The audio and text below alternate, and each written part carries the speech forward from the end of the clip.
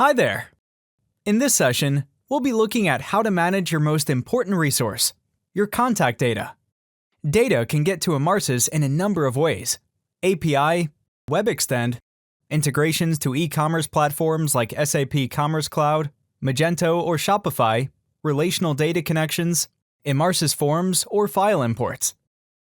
You can use the data to create personalized messages to target segments. You can access the data on the platform via API or plugins and even export it. Let's start by looking at how we add contact data to the platform. The Emarsys API is one of the easiest ways to synchronize data automatically between Emarsys and your other systems, allowing you to easily create and update contacts. The Emarsys JavaScript API, also called WebExtend, is the Emarsys data collection module. It captures the activity and behavior information of the website visitors. With this information, you can enrich your Emarsys contact database with web behavior fields and generate personalized product recommendations. The Emarsys Relational Data Service enables you to use your business-specific data on the SAP Emarsys Customer Engagement platform by connecting your external databases. Now, we'll cover data import, data export, and data management. Let's look at how you can use the Emarsys Data Import feature to add new contacts or update your existing ones, either with a manual import or automatically. On the Data Import page, you see three tabs: Current Imports, History, and Auto Imports. On the History tab, you see all previous imports and their details. Let's start an import. Here, you'll see two options: Create Auto Import and Import File Manually. Here is our use case. I have just had a new type of event in my flagship store. A bunch of new clients signed up to receive my newsletter, so I want to make sure they're in my database. Before you start an import, make sure all fields and values for single or multi-choice fields are available. Otherwise, create them on the Field Editor page. I click Import File Manually and drag and drop the contact file from my event into the highlighted area. In the import settings, I choose my unique identifier to avoid contact duplication in the database. In my case, this is email. The opt-in declarations help you decide whether or not these contacts should be opted in. I included a column with individual opt-in values, so I choose In File. I select the registration language for these users, and to avoid errors, I make sure the date format is consistent with my file. Next, I match the column headers in my file with the corresponding field names in my Emarsys contact database,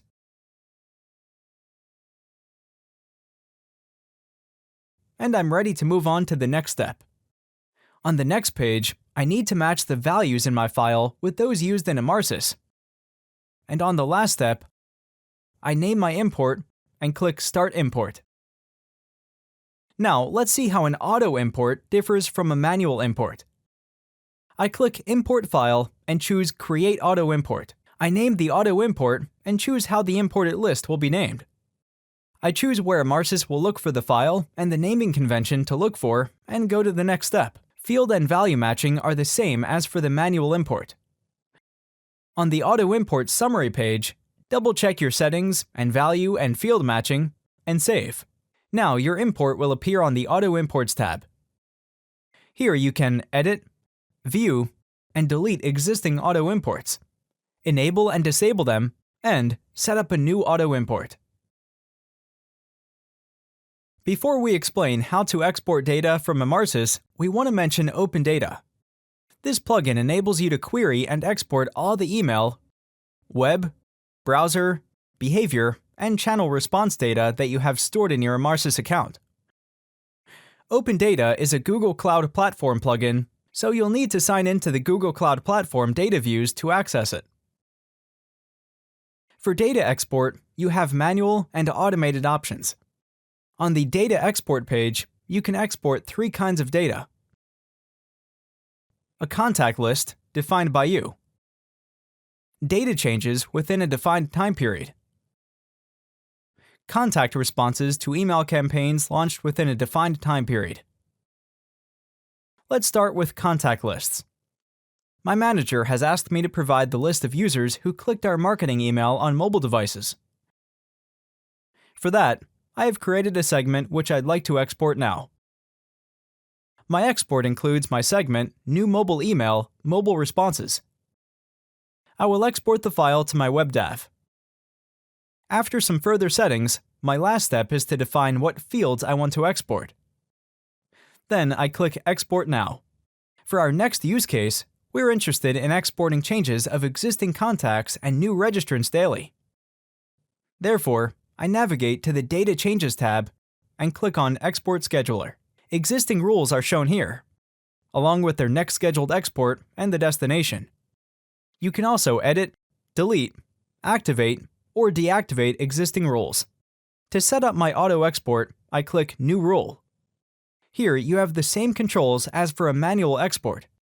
I chose the options and set the export schedule.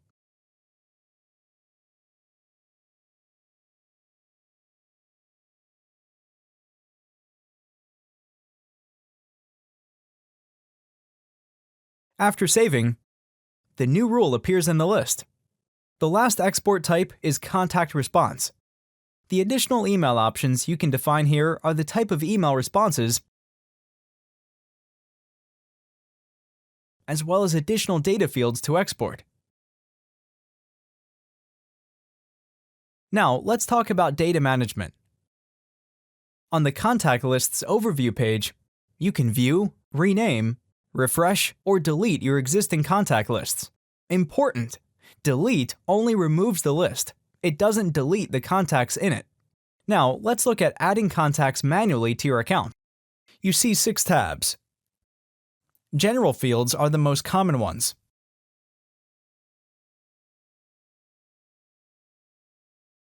In Personal, you can add information like address. Under Company, you can have corporate data. In Other, you have fields connected to products like Predict or Mobile Engage, as well as any custom fields you have created. Data and Activity Summary Communications, Change History, and Contact Data Expert are clickable for existing contacts to show an overview of a specific contact. List email campaigns the contact has received. Lets you search for changes. And export all data stored or the personal data change history of that contact. If you want to delete the contacts, you do this on the Delete Contacts page. And if you want to check for duplicate contacts, you can manage them on the Duplication Handling page. Let's check some other important contact-related features. Bounce Management. Under Overview, you see contacts who have bounced, the type of bounce, and more details. And on General Settings, you can decide after how many soft bounces you stop sending to an address, making it invalid. Below, you can also define whether to automatically reactivate invalid contacts or not, and after how many weeks, as well as how many times a contact can be automatically reactivated. Reply Management. On the Actions tab, you create reply mailboxes and decide how replies are handled.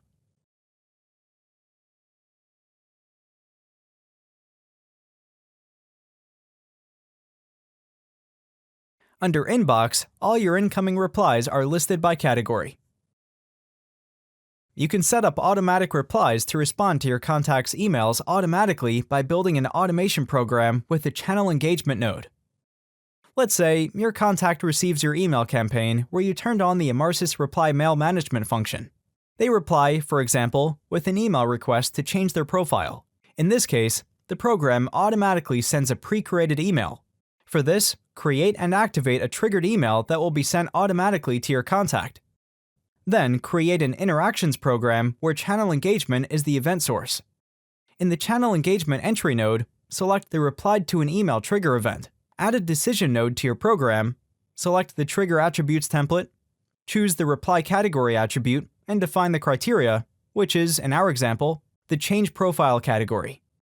To avoid misusing the service, make sure you add a reasonable timeout at least 1 hour before sending automatic replies by using a participation check node. Add the Send Email node to your program, select your auto-reply triggered email, and activate your program. And from now on, your program will automatically reply to your contact's email. The internal block list is used to exclude recipients that should not be contacted via email. You can block individual contacts or entire domains. frequency cap is the maximum number of emails a contact can receive within a set time period. If this limit is reached, the contact will not receive any more emails. You can also set individual campaigns to ignore the frequency cap. Thanks for your attention.